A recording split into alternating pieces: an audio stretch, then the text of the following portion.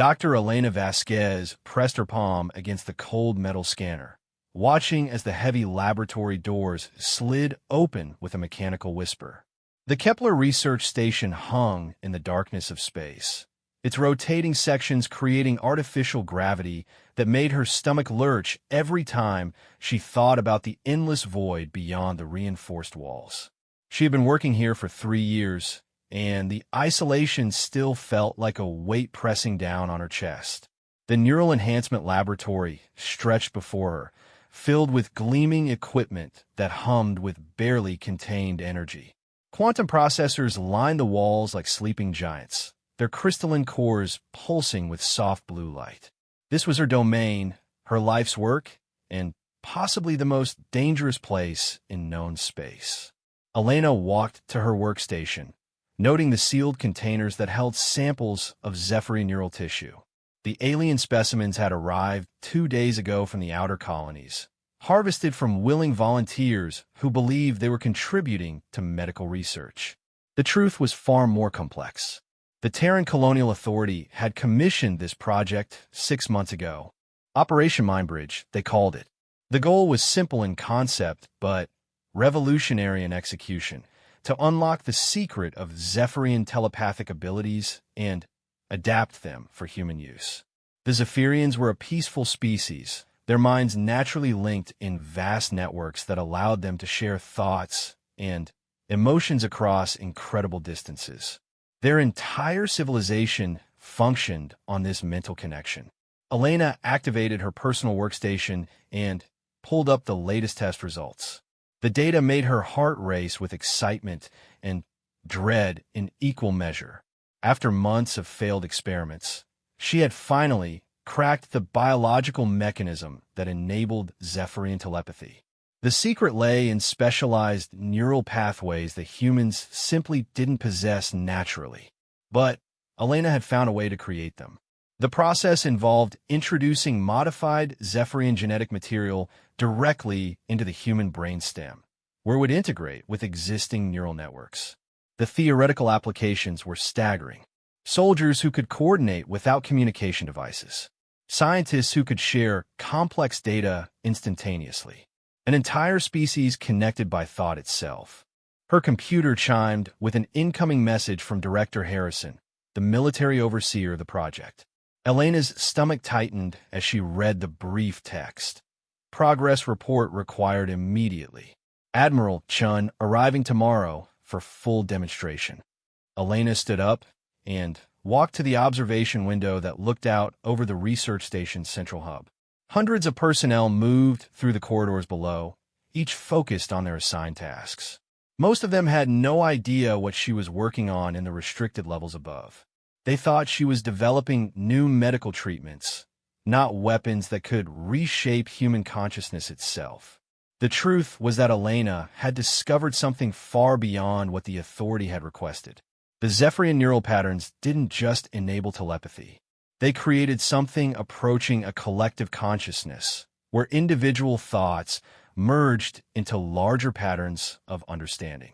In her private tests on laboratory animals, she had observed mice that seemed to share not just thoughts, but entire personalities. Elena returned to her desk and opened her personal research files, the ones that weren't included in her official reports. For weeks, she had been conducting unauthorized experiments, driven by a scientific curiosity that overrode her growing ethical concerns. She had created neural mapping protocols that could download and store human consciousness itself. Not just thoughts or memories, but the entire pattern of electrical activity that made a person who they were. The implications terrified her. Elena's hands trembled as she accessed the hidden partition on her quantum drive. Inside were recordings of her most recent test, conducted on a volunteer prisoner who had been scheduled for execution anyway. The man's name was Marcus Webb, a smuggler convicted of selling weapons to hostile alien factions. He had agreed to the procedure in exchange for a reduced sentence, not knowing that Elena was about to attempt something that had never been tried before. The recording showed Webb lying on the neural interface table, dozens of quantum sensors attached to his skull. Elena watched her own image on the screen as she initiated the consciousness mapping sequence. The process took 6 hours, during which every electrical impulse in Webb's brain was recorded and stored in crystalline memory matrices. But Elena hadn't stopped there.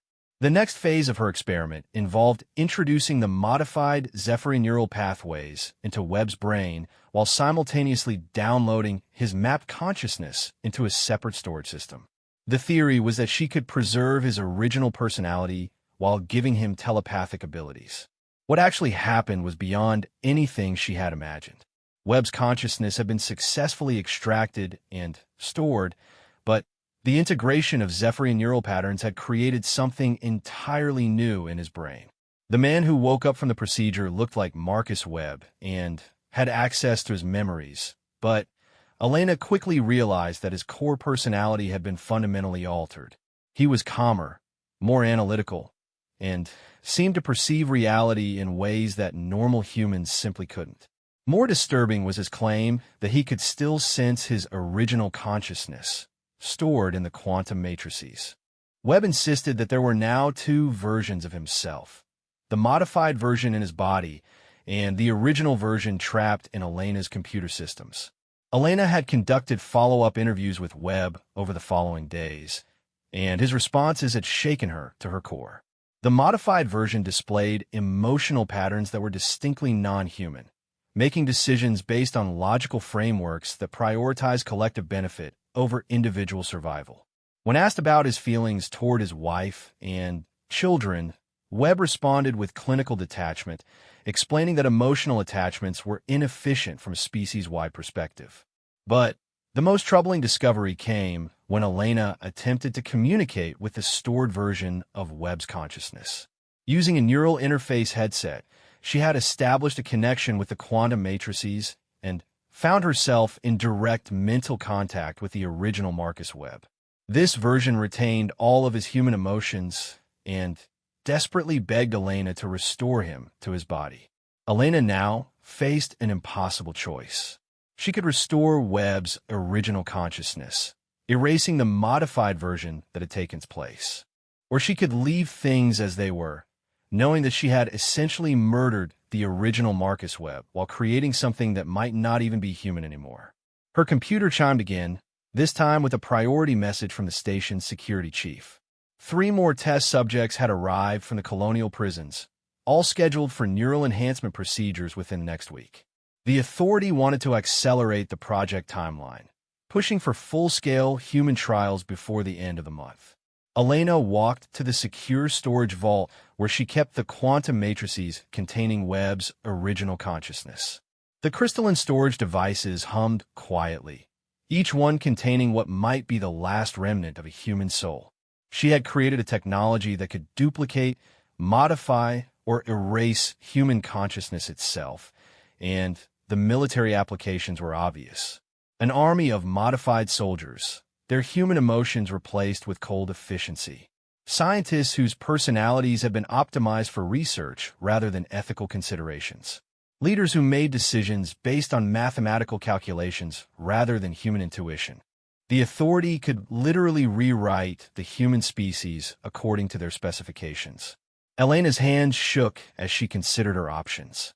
She could complete the project and deliver humanity's most powerful weapon to military leaders who had no understanding of its true implications. Or she could find a way to stop it, knowing that her actions would be considered treason against the Terran colonial authority.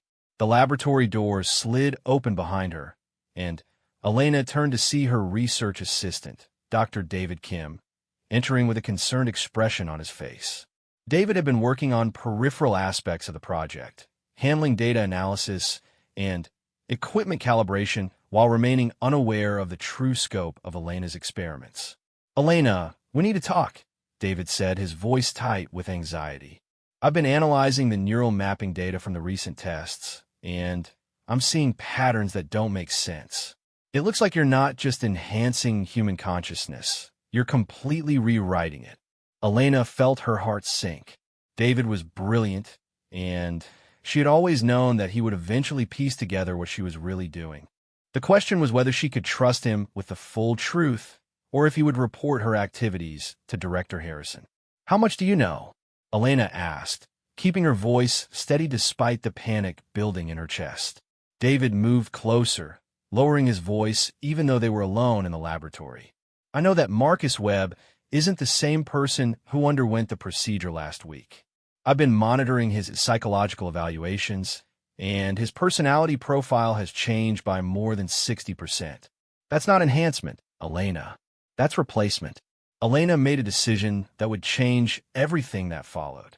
She walked to her workstation and entered her personal access codes, unlocking the hidden files that contained her unauthorized research. David needed to understand what they were dealing with, even if it meant exposing herself to criminal charges. "Sit down, David," she said quietly. "I'm going to show you something that will change how you think about consciousness itself." For the next 2 hours, Elena walked David through her discoveries. She showed him the consciousness mapping protocols, the stored personality matrices, and the recordings of her conversations with both versions of Marcus Webb. David's face grew pale as he realized the full scope of what Elena had accomplished. "My God," David whispered, staring at the quantum storage devices. "You found a way to preserve human souls, but you're also destroying them in the process." Elena nodded grimly. The Zephyrian neural integration doesn't just add telepathic abilities. It fundamentally rewrites human personality structures to match their collective consciousness model. "We're not creating enhanced humans, David. We're creating human-shaped aliens." David stood up and began pacing around the laboratory, his scientific mind struggling to process the ethical implications of Elena's work. "The Authority doesn't know about this, do they? They think you're just adding telepathic abilities to human soldiers. They have no idea what consciousness really is," Elena replied. "To them, personality is just electrical patterns in the brain. They think they can modify those patterns like editing computer code without understanding that they're erasing the fundamental essence of what makes us human." David stopped pacing and turned to face Elena directly. "What are you going to do when Admiral Chun arrives tomorrow? You can't hide this from a full demonstration." Elena had been asking herself the same question for days. Admiral Chun was the highest-ranking military officer in the colonial fleet, and he was coming to Kepler Station specifically to evaluate the neural enhancement project. If he approved Elena's work, it would be fast-tracked for military deployment across the entire human colonial network. "I've been thinking about that," Elena said slowly. "There might be a way to stop this, but it would require erasing all of our research data and destroying the enhancement technology completely." David's eyes widened. "Elena, that would be treason. The Authority has invested billions of credits in this project. They would execute us both for sabotage." Elena walked to the observation window and looked out at the stars beyond the station's hull. Somewhere out, there were colonies filled with humans who had no idea that their government was developing technology to rewrite their minds. Children who might grow up in a world where human consciousness itself was considered a military resource to be optimized and deployed. "Maybe there's another way," she said, turning back to David. "What if we could modify the enhancement process to preserve human consciousness while still providing telepathic abilities? We could give the Authority what they want without destroying what makes us human." David considered this for a long moment. It would require completely redesigning the neural integration protocols. We're talking about months of additional research, and there's no guarantee it would even be possible. Elena felt a spark of hope. "But it's worth trying. If we could crack the preservation problem, we might be able to save Marcus Webb and prevent the Authority from accidentally committing genocide against human consciousness." They spent the rest of the day working frantically on theoretical modifications to the enhancement process. Elena's quantum computers ran simulation after simulation, testing different approaches to neural integration that might preserve human personality structures while still enabling telepathic abilities. As the station's artificial day cycle shifted toward evening, Elena made a breakthrough. She discovered that Zephyrian neural patterns could be modified to integrate with human consciousness without overriding it. The key was creating a separate mental partition that housed the telepathic abilities while leaving core personality structures intact.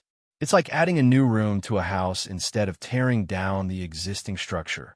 Elena explained to David as they reviewed the simulation results. The telepathic abilities would function independently of human consciousness, allowing both to coexist in the same brain. David studied the data with growing excitement. This could work, Elena. We might actually be able to preserve human consciousness while giving people telepathic abilities. But implementing it would require starting the entire project over from the beginning. Elena realized that they were running out of time. Admiral Chun would arrive in less than 12 hours, expecting a full demonstration of the neural enhancement technology. If she revealed her modified approach, it would delay the project by months and likely result in her removal from the research team. But if she proceeded with the original enhancement process, she would be handing the Authority a weapon that could erase human consciousness on a massive scale. Elena made her decision. She began downloading her consciousness preservation research onto portable quantum drives, preparing to present her discoveries to Admiral Chun despite the personal and professional risks. If the Authority understood what they were really dealing with, they might be willing to delay deployment until the technology could be safely modified. As she worked, Elena couldn't shake the feeling that she was standing at a crossroads in human history. The choices she made over the next few hours would determine whether humanity's future included the preservation of human consciousness or its replacement with something fundamentally alien. The quantum drives hummed as they absorbed terabytes of research data. Tomorrow, Elena would either save human consciousness from accidental extinction or become a traitor to the species she was trying to protect. But tonight she still had time to prepare her arguments and hope that military leaders could understand the difference between enhancing humanity and replacing it entirely. David placed a hand on her shoulder as she finished the data transfer. Whatever happens tomorrow, Elena, you've made the right choice. Human consciousness is too precious to sacrifice for military advantage. Elena nodded, but deep inside she wondered if Admiral Chun would see it the same way. The military mind often prioritized effectiveness over ethics, and the enhanced soldiers that Elena's technology could create would be incredibly effective indeed. She just wasn't sure they would still be human. Admiral Marcus Chun stepped off the transport shuttle with the bearing of a man who had spent 40 years making decisions that affected billions of lives. His uniform was crisp despite the long journey from Colonial Command, and his steel-gray eyes took in every detail of the Kepler Research Station's docking bay. Behind him walked a small entourage of military scientists and security personnel, all equally focused and professional. Elena watched the arrival through the observation deck's reinforced windows, her stomach churning with nervous energy. In her hands were the quantum drives containing her unauthorized research, the evidence that could either save human consciousness or end her career. David stood beside her, equally tense as they prepared for what might be their final hours as free citizens. "Remember," Elena whispered, "we present the consciousness preservation data first. If Admiral Chun understands the implications, he might approve the modified research timeline." David nodded, but his expression remained doubtful. "Elena, military leaders aren't known for their patience with ethical complications. If Chun thinks our concerns are slowing down weapons development, he might remove us from the project entirely." Director Harrison's voice crackled over the station's communication system, requesting Elena's immediate presence in Conference Room Alpha. The Admiral was ready for his briefing, and there would be no more time for preparation or second thoughts. Elena and David made their way through the station's corridors, passing other research personnel who watched them with expressions of curiosity and concern. Word had spread that a high-ranking admiral was conducting an evaluation of the neural enhancement project, and everyone understood that their funding and possibly their careers depended on impressing this visitor. Conference Room Alpha was the station's most secure meeting facility, equipped with quantum encryption systems that prevented any electronic surveillance. Admiral Chun sat at the head of the polished metal table, flanked by scientific advisors and security team. Director Harrison occupied the opposite end, with empty chairs reserved for Elena and David. Dr. Vasquez, Admiral Chun said as they entered, his voice carrying the authority of absolute command. I've reviewed your preliminary reports on the Neural Enhancement Project. Impressive work, but I'm here to see practical results, not theoretical possibilities. Elena took her seat and activated her personal data display, connecting it to the room's holographic projection system. Instead of beginning with the standard project overview, she immediately brought up her consciousness mapping research. Admiral Chun, Elena began, before we discuss the enhancement process itself, I need to show you something that wasn't included in my official reports.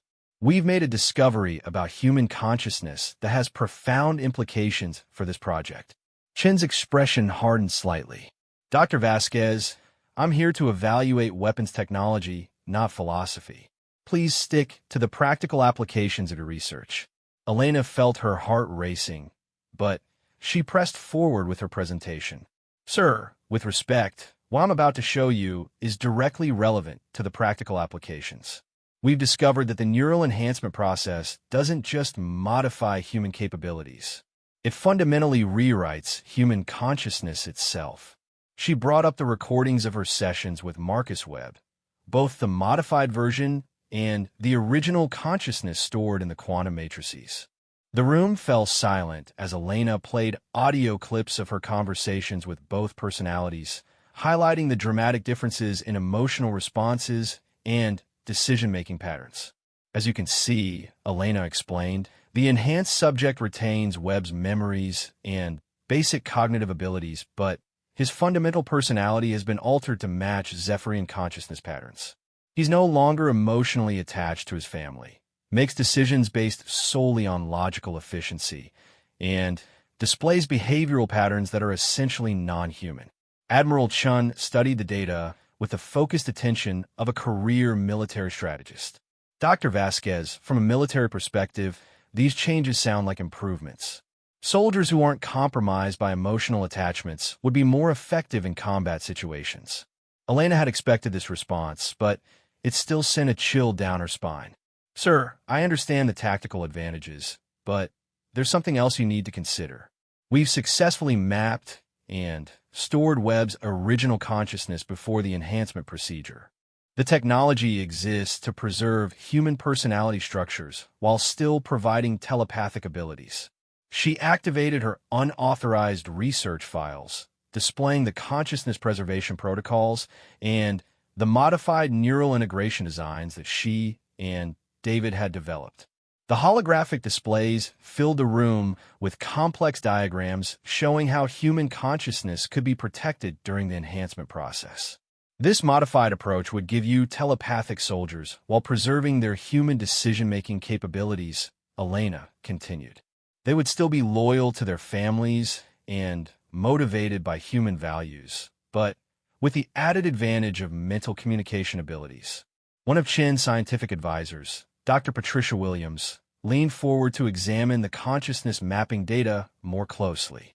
Dr. Vasquez, this research is remarkable, but it would require completely redesigning the enhancement process. We're talking about months of additional development time. Admiral Chen's expression remained impassive as he processed the information. Dr. Vasquez, how long would this modified approach take to implement? Elena exchanged a quick glance with David before answering. 6 to 8 months for full development and testing, sir. But the result would be enhanced humans who retain their fundamental humanity instead of human-shaped aliens who happen to have our memories. Director Harrison spoke up for the first time since the presentation began. Admiral, the current timeline calls for deployment within 2 months. Elena's modified approach would significantly delay our operational readiness. Chun stood and walked to the room's observation window, looking out at the research laboratories where dozens of scientists continued their work on various military projects. Elena could see him weighing the tactical advantages of deploying the existing technology against the potential benefits of the modified approach. Dr. Vasquez, Chun said finally, show me a practical demonstration of both approaches. I want to see the enhanced subject you've already created, and I want to see a test of your consciousness preservation technology. Elena felt her blood turn cold. A demonstration would require revealing that Marcus Webb was currently confined to a secure medical facility, and that she had been conducting unauthorized experiments on human subjects. But refusing Chen's request would end any chance of convincing him to approve the modified research approach. "Sir," Elena said carefully, "the enhanced subject is available for interview, but the consciousness preservation demonstration would require accessing stored personality data that was collected without official authorization." Chen turned back to face Elena directly, his eyes narrowing with interest rather than anger. "Dr. Vasquez, are you telling me that you've been conducting unauthorized human consciousness research?" Elena made a decision that would change the course of her entire life. "Yes, sir. I believed it was necessary to understand the full implications of the enhancement technology before proceeding with military deployment." The room fell into tense silence as Admiral Chun considered Elena's admission. Director Harrison looked like he was preparing to have Elena arrested for insubordination, while David sat frozen in his chair, realizing that their careers were probably over. "Dr. Vasquez," Chun said slowly, "in 30 years of military service, I've learned that the most valuable officers are those who take calculated risks to protect their missions from unforeseen complications. Show me your unauthorized research." Elena almost collapsed with relief as she realized that Chun was more interested in understanding the technology than punishing her for rule violations. She quickly set up the neural interface equipment needed to communicate with Webb's stored consciousness, explaining the process as her hands moved across the control systems. "The stored consciousness exists as a complete electrical pattern map from the subject's brain before enhancement," Elena explained. "Using this interface headset, we can establish direct mental communication with a preserved personality." Chen put on the neural interface device, and Elena initiated the connection protocol. For several minutes, the Admiral sat motionless as he experienced direct mental contact with Marcus Webb's original consciousness. Elena could only imagine what that conversation must be like, as the stored personality desperately tried to convince a military leader that he was still the real Marcus Webb. When Chen removed the headset, his expression was grim but thoughtful. "Dr. Vasquez, the stored consciousness is definitely human. The enhanced version we saw in the medical records displays behavioral patterns that are distinctly different. Your research suggests that we're not enhancing humans so much as replacing them with something else." Elena nodded. "Exactly, sir. The question is whether the Terran Colonial Authority wants enhanced soldiers or alien soldiers who happen to have human memories." Chin called for a brief recess and huddled with his advisors in the corner of the conference room. Elena could hear fragments of their conversation, including references to strategic advantages, deployment timelines, and political implications. After 20 minutes of intense discussion, Chin returned to the table. "Dr. Vasquez, I'm prepared to authorize a 6-month extension of your research timeline to develop the consciousness preservation approach. However, I need guarantees that this modified process will produce soldiers with reliable telepathic abilities." Elena felt a surge of hope, but Chun continued before she could respond. "I'm also authorizing the immediate deployment of 50 enhanced soldiers using your current technology. We need operational field data to compare the effectiveness of both approaches." Elena's hope turned to horror as she realized what Chun was proposing. 50 human beings would be subjected to the consciousness erasing enhancement procedure while she worked on developing the safer alternative. Their original personalities would be permanently destroyed in the name of military field testing. "Admiral," Elena said urgently, "those 50 soldiers would lose their fundamental humanity. We're talking about destroying the consciousness of 50 people." Chen's expression hardened. "Dr. Vasquez, we're talking about creating 50 soldiers who could save thousands of lives in combat situations. The strategic value of telepathic military units outweighs concerns about personality modifications." Elena realized that she had fundamentally misunderstood Admiral Chen's priorities. He wasn't interested in preserving human consciousness for ethical reasons. He was interested in determining which approach would produce more effective soldiers. The fact that the current process destroyed human personalities was irrelevant to his calculations. "Sir," Elena said desperately, "what if I could demonstrate that the consciousness preservation approach produces better soldiers?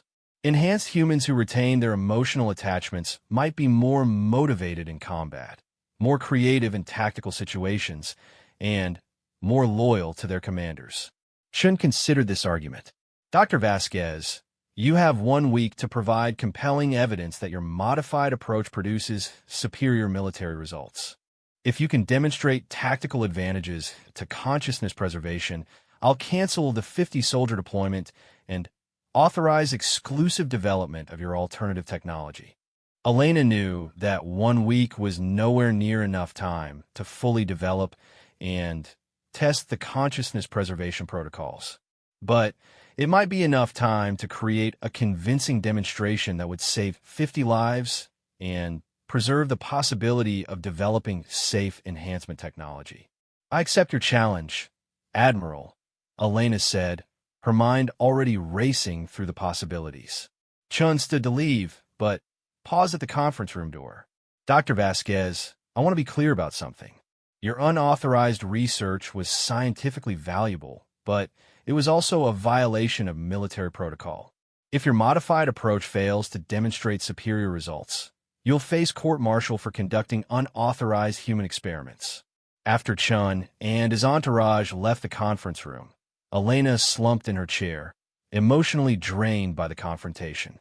David moved to sit beside her, his expression reflecting the same mixture of hope and terror that Elena was feeling. "Elena," David said quietly, "we have 1 week to prove that human consciousness has military value. How exactly are we going to do that?"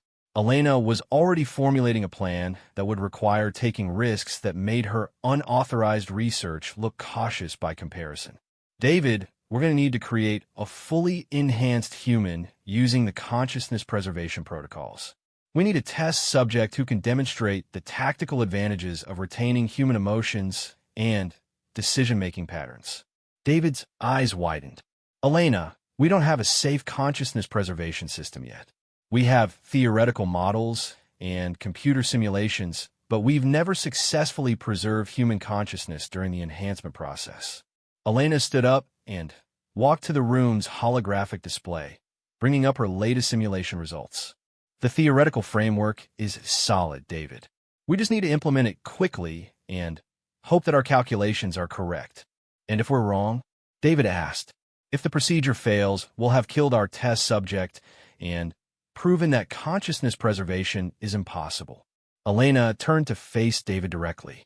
"If we don't try, Admiral Chun will authorize the destruction of 50 human consciousnesses for military field testing. We have one chance to prove that there's a better way." David was quiet for a long moment, considering the impossible choice they faced. Who would volunteer for an experimental procedure this dangerous? Elena had already thought about this problem. Marcus Webb's original consciousness is stored in our quantum matrices. If we could somehow restore him to his body while simultaneously providing telepathic abilities, he might be willing to help us demonstrate the consciousness preservation approach. "Elena, that would require erasing the enhanced version of Webb that currently occupies his body. We'd essentially be committing murder to save his original consciousness." Elena felt the weight of the ethical dilemma crushing down on her. Every choice they made seemed to involve destroying someone's consciousness, whether it was Webb's enhanced personality or the 50 soldiers that Admiral Chin planned to deploy. "Maybe there's another way," Elena said slowly. "What if we could create a separate body for Webb's original consciousness? The enhancement process involves growing neural tissue in laboratory cultures. We might be able to grow an entire nervous system that could house his stored consciousness." David stared at Elena in amazement. "You're talking about growing a human body from neural tissue. Elena, that's not enhancement technology, that's resurrection technology." Elena realized that her work had led her far beyond the original scope of the Neural Enhancement Project. She had accidentally discovered methods for storing, transferring, and potentially recreating human consciousness itself. The military applications were staggering, but so were the ethical implications. David, Elena said, I think we're dealing with technology that could fundamentally change what it means to be human. The question is whether we can guide its development in directions that preserve rather than destroy human consciousness. They spent the rest of the day working on plans for a consciousness preservation demonstration that could convince Admiral Chun to abandon the 50-soldier deployment. Elena's quantum computers ran simulation after simulation, testing different approaches to consciousness transfer and neural tissue cultivation. As the station's artificial night cycle began, Elena made another breakthrough. She discovered that Zephyrian neural patterns could be grown in laboratory cultures without being integrated into existing human brains. This meant that telepathic abilities could be cultivated separately and then connected to human consciousness through external neural interfaces.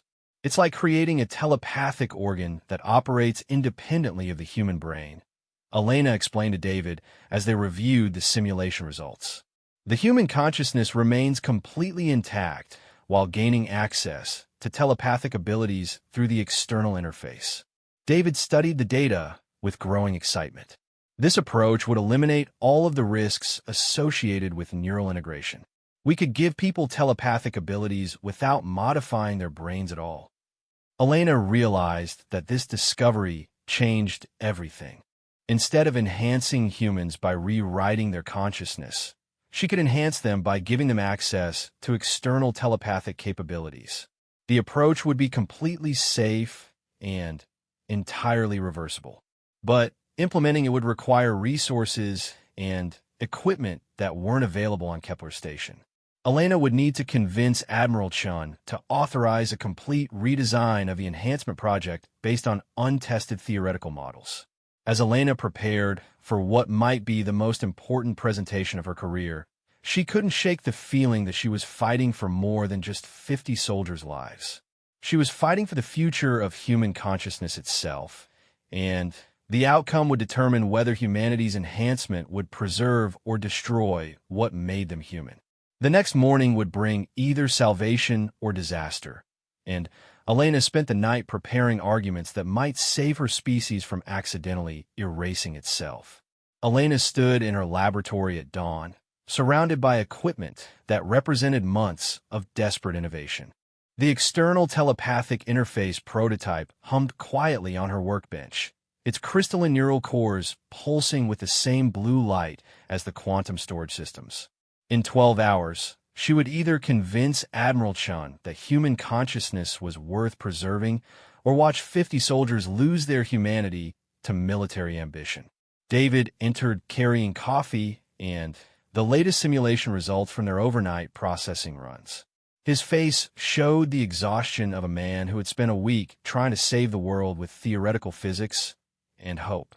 The external interface simulations looked promising, David reported, setting the data tablets on Elena's desk. But we still haven't tested the consciousness transfer protocols on anything more complex than laboratory mice. Elena picked up the simulation reports, scanning through data that represented the culmination of her life's work.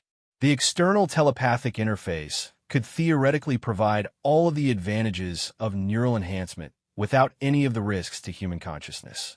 Users would maintain complete control over their original personalities while gaining access to telepathic abilities through the crystalline interface. David, Elena said, reviewing the power consumption calculations, we're going to need a live demonstration to convince Admiral Chun. The theoretical models won't be enough to cancel a 50-soldier deployment. David nodded grimly. I've been thinking about that. We could attempt consciousness transfer with one of the laboratory animals, but that won't demonstrate the military applications that Chun is looking for. Elena walked to the secure storage vault where Marcus Webb's original consciousness waited in quantum suspension. For days, she had been considering the possibility of attempting a live consciousness transfer, but the risks were enormous. If the procedure failed, Webb's stored personality would be permanently destroyed, and Elena would have definitively proven that consciousness preservation was impossible. There might be another option, Elena said slowly. What if we could create a temporary consciousness interface that allows Webb's stored personality to control a synthetic body during the demonstration? David's eyes widened as he considered the implications. Elena, you're talking about downloading a human consciousness into a robot body. We don't have synthetic neural networks capable of supporting human thought patterns. Elena moved to her workstation and began pulling up files on the station's maintenance Android systems. Kepler Station used sophisticated robotic units for external repairs and hazardous material handling, equipped with advanced processing cores that might be capable of hosting human consciousness for brief periods. The maintenance androids have quantum processing systems that could theoretically support human thought patterns, Elena explained, highlighting the technical specifications. We wouldn't be creating a permanent synthetic body, just a temporary housing that would allow Webb's consciousness to interact with Admiral Chun directly. David studied the android specifications with a mixture of fascination and horror. Elena, if this worked, we'd essentially be proving that human consciousness can exist independently of biological bodies. The implications go far beyond military enhancement technology. Elena realized that David was right. Her research had evolved from neural enhancement to consciousness preservation to something approaching digital immortality. The technology she was developing could fundamentally change the relationship between human minds and physical bodies. Her computer chimed with an incoming message from Director Harrison. Admiral Chun wanted to see the consciousness preservation demonstration at 1400 hours in the main laboratory complex. Elena had 6 hours to attempt something that had never been done before, transferring human consciousness into a synthetic body. Elena and David spent the morning preparing the consciousness transfer equipment, modifying one of the station's maintenance androids to interface with human thought patterns. The process required integrating Elena's quantum storage systems with the android's processing cores, creating a hybrid biological synthetic network capable of supporting human consciousness. The transfer will only last for about 30 minutes, Elena explained as she calibrated the consciousness interface protocols. The android's processing systems aren't designed for long-term human thought patterns, and extended operation could damage Webb's stored consciousness. David monitored the system diagnostics, watching as the android's standard programming was replaced with consciousness hosting protocols.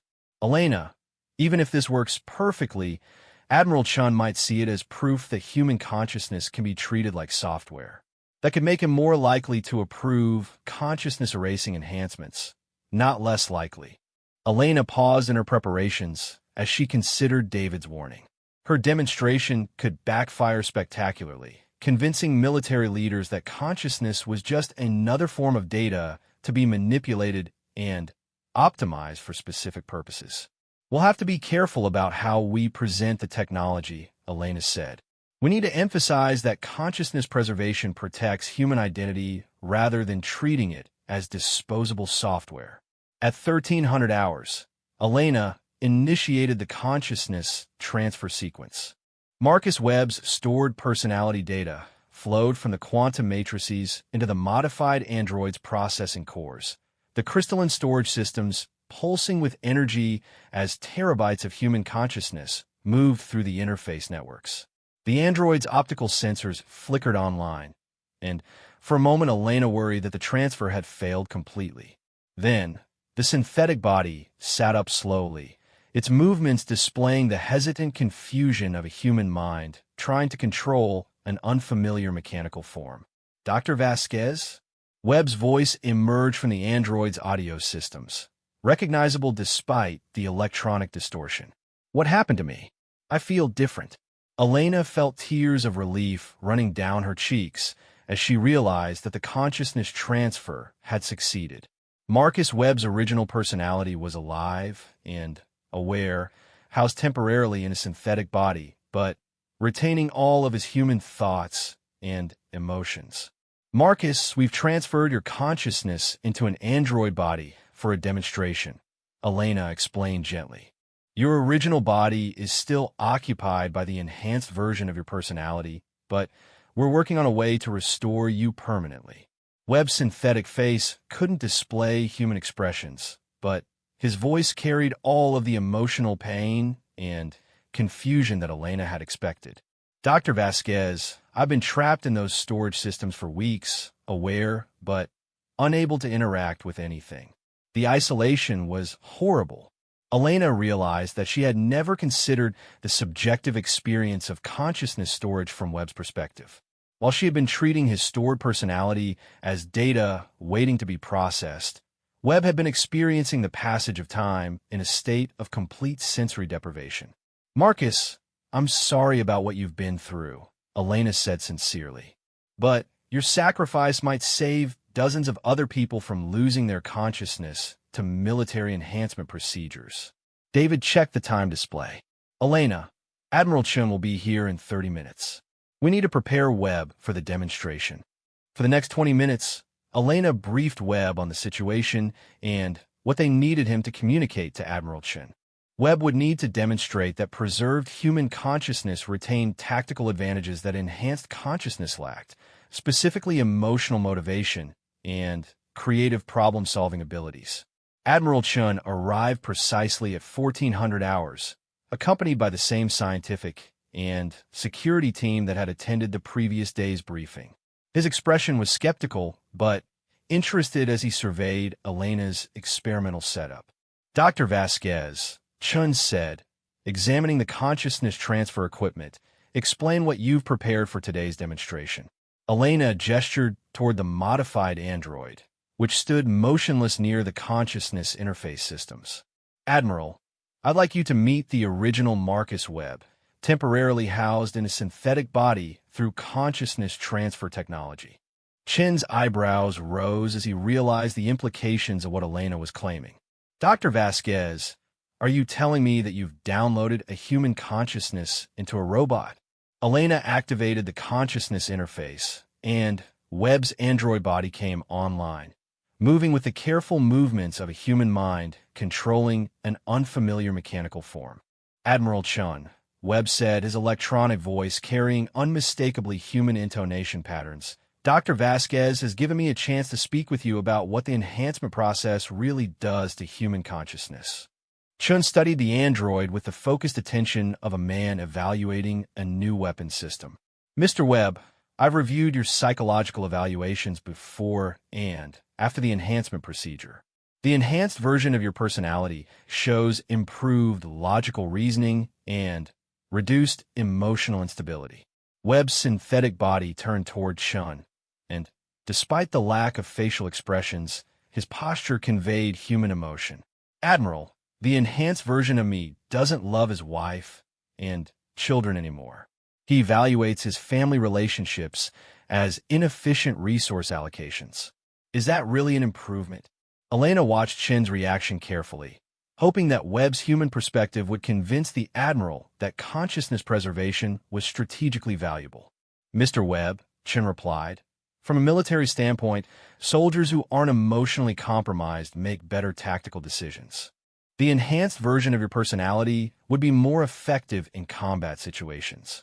Webb was quiet for a moment, and Elena could imagine his consciousness processing the Admiral's response. Admiral, may I ask you about your own family? Chen looked surprised by the question. Mr. Webb, my personal relationships aren't relevant to this evaluation. With respect, sir, they're completely relevant, Webb continued.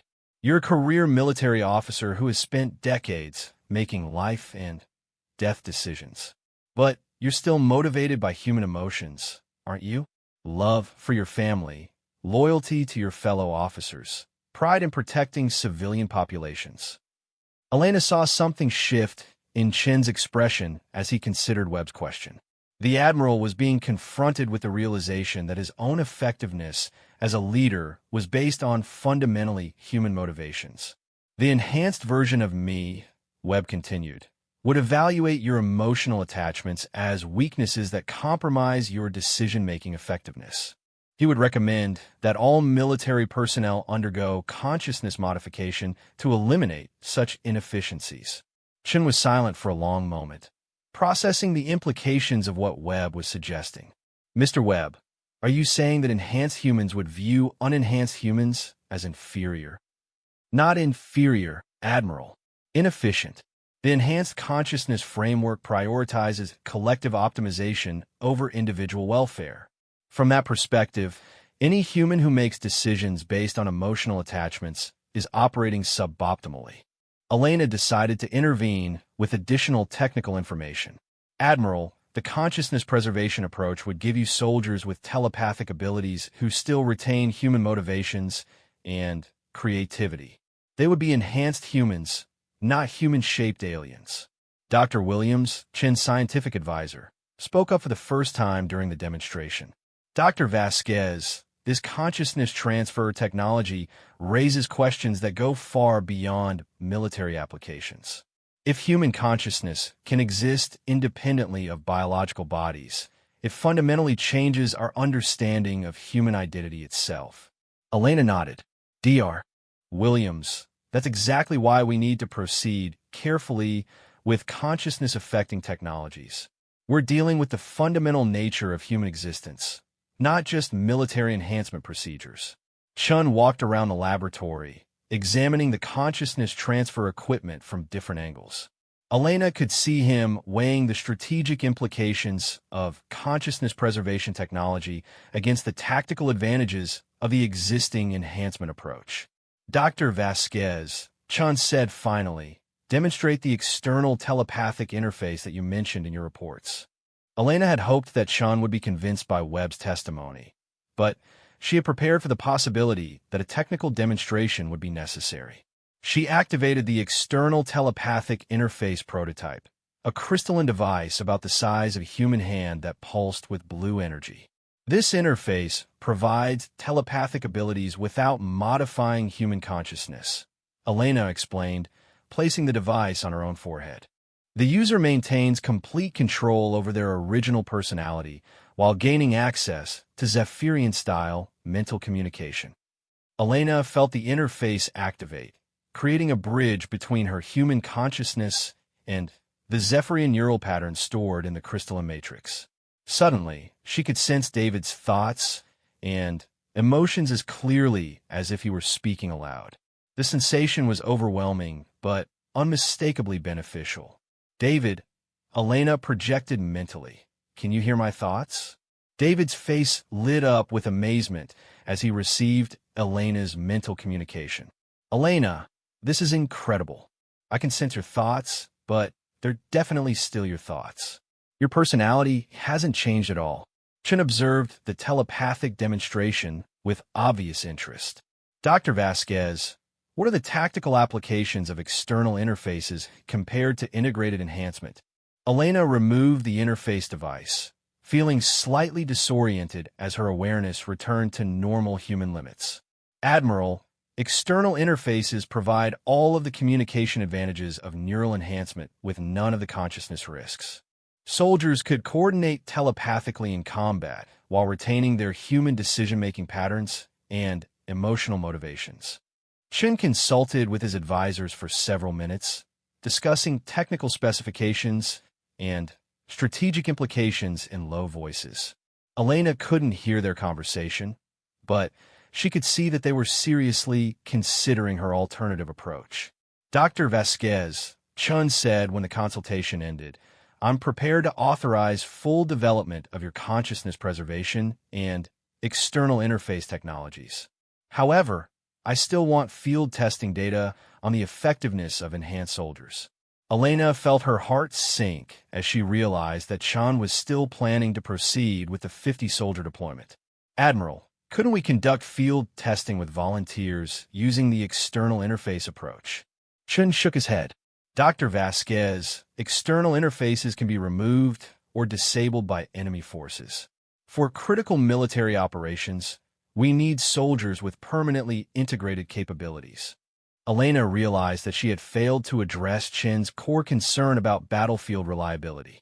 External interfaces provided temporary abilities that could be compromised, while neural enhancement created permanent changes that couldn't be undone by enemy action. Admiral, Elena said desperately. What if we could make the external interfaces impossible to remove without specialized equipment? We could surgically implant the crystalline matrices while preserving the user's original consciousness. Chun considered this possibility. Dr. Vasquez implanted external interfaces might provide the permanence we need while preserving consciousness structures. But I would still want comparative field data between your approach and the integrated enhancement method. Elena realized that she was running out of arguments that could completely prevent the consciousness erasing deployment. Admiral, could we reduce the test deployment to 10 soldiers instead of 50? That would provide sufficient field data while minimizing the number of consciousness modifications. She nodded slowly. 10 soldiers for integrated enhancement. 10 soldiers for external interface testing. Dr. Vasquez, you have 2 months to demonstrate that your consciousness preservation approach produces superior tactical results. Elena felt a mixture of relief and horror. She had saved 40 lives, but 10 soldiers would still lose their human consciousness to military field testing. It was a compromise that preserved the possibility of developing safe enhancement technology while still requiring an unacceptable sacrifice. As Admiral Chun prepared to leave, Elena made one final attempt to protect the 10 soldiers scheduled for consciousness modification. Admiral, what if those 10 volunteers could give informed consent after experiencing consciousness storage and transfer? They would understand exactly what the enhancement process involved before making their final decision. Chun paused at the laboratory door. Dr. Vasquez, informed consent is an interesting concept. Very well. The 10 volunteers for integrated enhancement will experience your consciousness storage process before making their final commitment to the procedure. After Chun and his entourage left, Elena slumped against her workstation, emotionally exhausted by the confrontation. She had achieved a partial victory, but the cost was still higher than she wanted to accept. Webb's consciousness was still active in the android body, and he had listened to the entire negotiation with Chun. Dr. Vasquez, Webb said quietly, you've done everything you could to protect human consciousness. The 10 soldiers who volunteer will at least know what they're giving up. Elena looked at the android housing Webb's consciousness and realized that her work had created possibilities that extended far beyond military applications. Consciousness transfer technology could provide new bodies for the disabled, backup copies of human personalities for medical emergencies, or even forms of digital immortality that preserve human identity beyond biological death. But those same technologies could also be used to create armies of consciousness-modified soldiers, replace inconvenient personalities with more compliant versions, or reduce human identity to data that could be copied, edited, and deleted at will. David, Elena said, we've opened a door that can't be closed.